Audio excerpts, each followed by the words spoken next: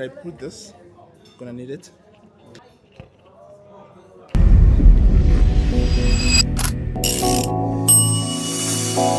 So we're out here to launch Spotlight Theatre Talk. First things first, for those who don't know who I'm talking to, just a quick introduction of probably who you are and where you're from, and we might know the character, but we want to know, we want to have a conversation with you. Yeah, just a quick introduction, Jay. Well, my name is Andile Nebulane, or also known as Nebza Ngabantandai.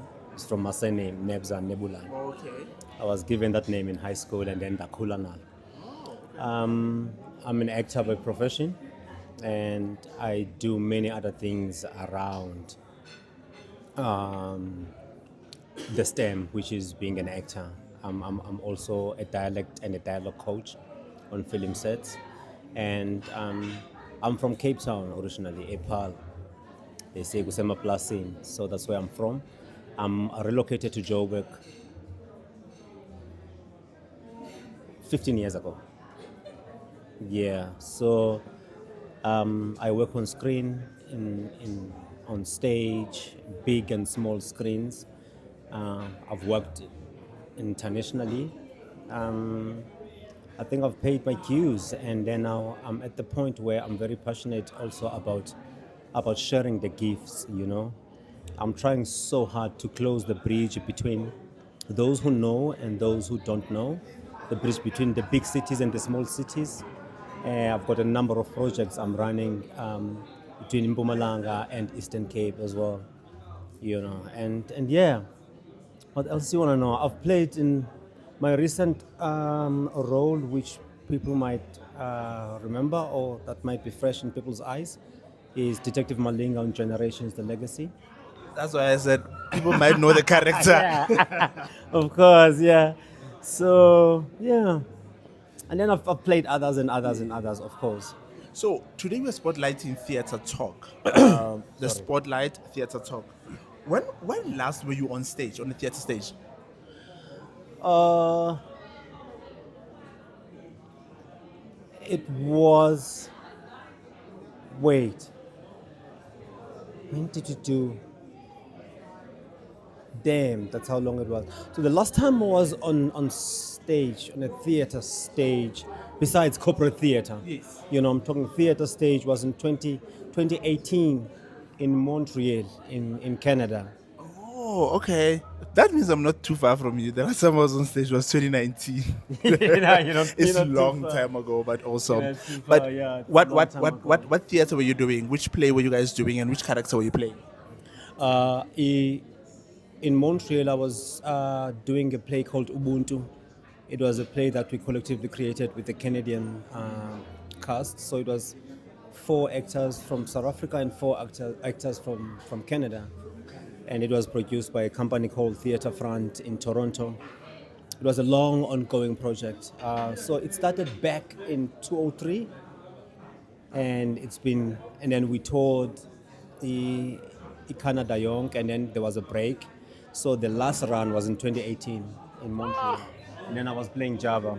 203. Some of us were born. I just exposed my age. Damn. No, but I was not born in 203. No defense to everyone who's born in 203. So I just want to know, because you know what my thing is, ne? Is that theatre people, I want to know your view. Theatre people have always been very sensitive people. Are very sensitive. Ne? Especially, what do I mean? Is that they become very emotional whenever you have to, I don't want to say create, but you have a say about the play that they did that is not agreeing to what they have staged, because most of them usually stage something that is very personal. Do you have any different experience? Do you also feel like theatre people are very personal people and abarato critical? They don't like being created. Like if I come watch your show and I'm like, "Eish, Yeah. it's a beautiful play, but I don't know why you had that chair on stage." Then they become very emotional. Like, no, that play was done by my grandmother from, like, what do you have anything to say about that? They're very emotional beings, understandable, because they tell the stories from the heart. From the heart, yes. I think mina personally, my brother, ne, I think just artists are very fragile beings. Artists in general. Call it a visual artist, a cinematographer, a poet, or a writer. Like, because we put in so much into creating, you know? We put in so much into creating. So I think we're just very fragile people. Because it's not like you, it's like I think what hurts the most is that you would say, like you were saying, Guti, someone would say, I don't know why is that chair there. So Mina, I received the script and then I dissected the script, and then went to the character, to all my beats. And then I rehearsed for 4 weeks, and then we had technical runs. There were people involved there, long hours. And then when you come and sit there for like an hour, you come and sit there for an hour and then you try, we're very sensitive and we're very protective of what we do because we love it. It's like coaching a game from a stadium. You are saying, I substitute. I watch that. I'm not a soccer fan. You'll never find me a stadium. But I watch it and then I would watch and then see people doing this and then see people even arguing with, my kupele, italama, hey, Itali in Itali, those insults going to players. Those players have been training for so long. Then I come from nowhere. I can't even run 5 minutes without you looking and wanting, but I'm here saying, hey, Itali nonsense. So, I think we just have to respect each other's crafts, in so many ways. We are very sensitive. We're very fragile. Very sensitive. I think art is just like, especially stage, especially stage. There can be all those technicalities, the lights, the sounds, and the visuals, that amplifies the performance. But it's the ring. Is that performer there on stage? And that performer there has got a heart and a soul and feelings. Exactly. So the other thing is that there's a lot of conversations that a lot of people are saying theater is dying. What's your view on that? Is theater really dying? I think it's not the same as it used to be. Okay. Dying? No. Will it ever die? No. What makes it not to be what it used to be? What changed? I think now there's so much on the table. It's like a buffet of entertainment. A buffet. It's like there's so much people to feed from. There's social media. There's so much TV. There's so much online streams. There's so much things. That. Obviously, because of time evolves when I'm a brother. We cannot run away from that. And then now, it's like, Tina, we are driving here. And then there's other things that came and then they are just overtaking theater like this. They're just overtaking theater like this. I think we just need to find a way of recharging, putting like a turbo system or something that will make us catch up with the other things. We are slacking a little bit. Well, let me say theater is slacking a little bit in so many ways because in so many ways, my brother, because there's so much that is happening that is overtaking or maybe overpowering, or that makes now theater practitioners or theater goers overlook theater.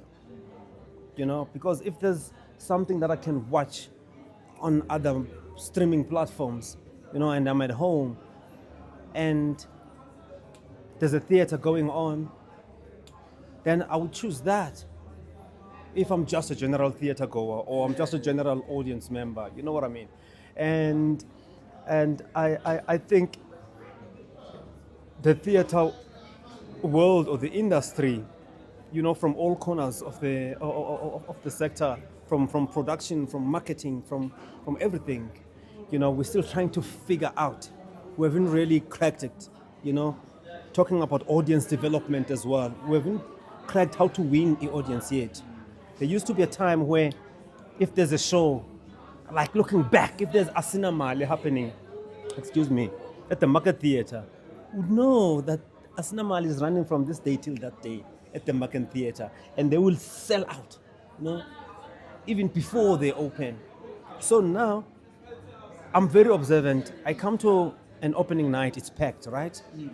By invites only. It's packed, it's nice. Wow. And after that, I always watch shows twice. Most of the time. I'll watch the opening night, and then I will come towards the end. Because obviously, say yashelela. Yeah. So I always watch like towards the end of the run. And like, ish. And obviously, as thespians, we talk. We say, how was the house? How was the? Oh no, it was full house. Oh no, ish. No, the attendance, ish, was bad. So I think it's not dying, my brother. And then also there's a thing, Yoguti, we are, which I think it's also denting the industry, theater, which started denting TV, of looking at numbers, not looking at you as an amazing performer. I'm looking at you at the numbers of the followers you have, how much audience or numbers can you pull to the show if I have you on the poster. There's that too. Yeah. There's that element that is now, I never thought that we would have that. But who do we blame then? Man, who do we then blame? Yes. Who do we then blame, bro? Obviously it's the production houses, bro. Obviously, when the casting process, there's a producer and the director, because we don't have the casting director. Yes. In a theater, it's the director that decides to go to. I want to Andile Nebulane. This role, it's suitable for Andile Nebulane. You know what I mean? And you'd sometimes watch a show, and then I can see, okay, I know this person from TV, but I know that this person does not have any theater background or theater experience. And I can see. It It shows on stage, bruh. It shows on stage. And then you can count, like, you can ask me now, Guti, if you were the director, I can count to 5. I can say, I've got so-and-so, so-and-so, so-and-so, so-and-so, so-and-so. And you wonder, Guti, and you know, Guti, those people are available. And then you wonder, Guti, okay, how did it happen? How does the casting process happen? So there's also that is, but time evolves. Time evolves. Box office got a cash in. We need money. We need money. Just for the latest, just a quick one. What is the latest theater show that you have watched?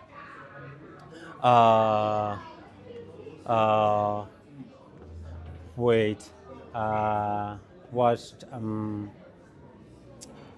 Man with No Surname with Pagamisa and Koza. Okay. Yeah, that's the latest show I've watched. Written by Babu Mfundi, directed by James. By James, yeah. I saw this. I saw it. Also.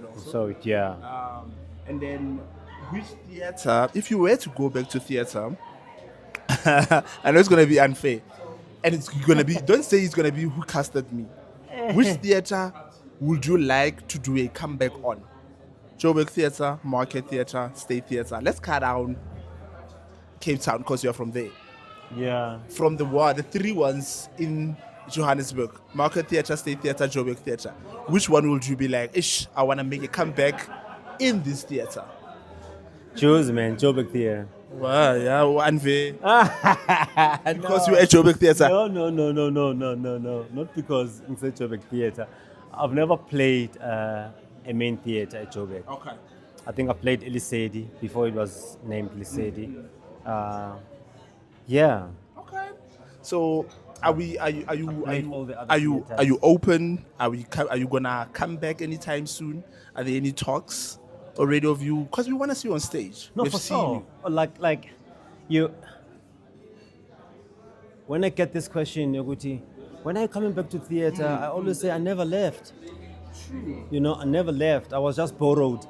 You know when you are borrowed, and then that person says, I'm gonna bring this person back in 2 years, and then before you know it's 5 years. Before you know it's 7 years. Now it's not 7, it's 10. That's how long I was borrowed. Yeah, I think which is one of the reason I made a conscious decision last year, Uguti, I'm going back into freelancing because I missed being on stage. You know, I miss doing feature films, but mostly I miss being on stage. I like so much. To be honest, I don't want to lie. I've never seen someone choosing to unemployment. Yes, it's giving. I'm choosing unemployment. When you say I choose freelancing, I'm like, oh my darling, you are choosing freelancing because you are choosing unemployment. Hey, well, it is. It is a very. It's a beautiful. It's a beautiful way of saying, I chose to be unemployed.